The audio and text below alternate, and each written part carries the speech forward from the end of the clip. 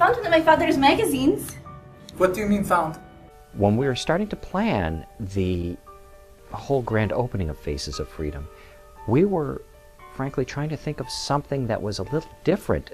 It was very important to me to try and write a piece that felt very true to people's experiences and to the oral histories and really commemorated them, but that also would create a real immediate emotional and visceral response. You need more papers to distribute? We need to get them out by the morning. I told you not to speak to Jitka. She comes to me. I told you. She comes to me. What do you want me to do?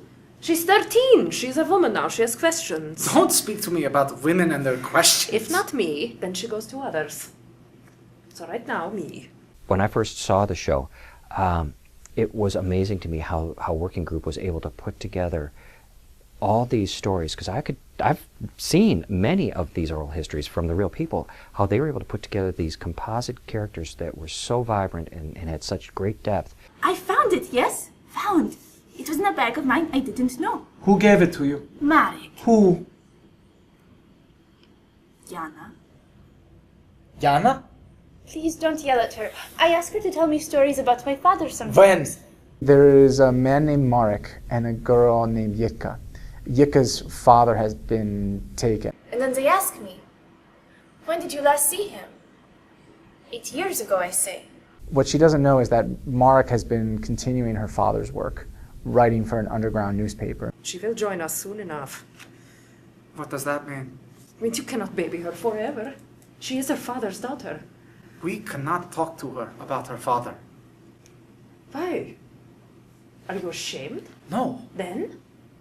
She's just like him. She's strong-willed. She's good. I can see it in her. You have a character like Marek who's been entrusted with this girl and loves her so much and is becoming a father and is trying to hide her from all of the bad and dangerous things in the world. You're giving me heart attack. You go down there by yourself? For a man when you do this? Studying. You don't want to tell me stories, and Jana tells me stories. You have a character like Jana who's seeing the world, in her opinion, for what it is, as dangerous, and that knowledge is power. And so she's constantly arguing with Marek about, we have to tell her who her father was, or else she's going to be in danger without even knowing it. The arrests have not stopped. Oh? Are you saying Karol's work did nothing?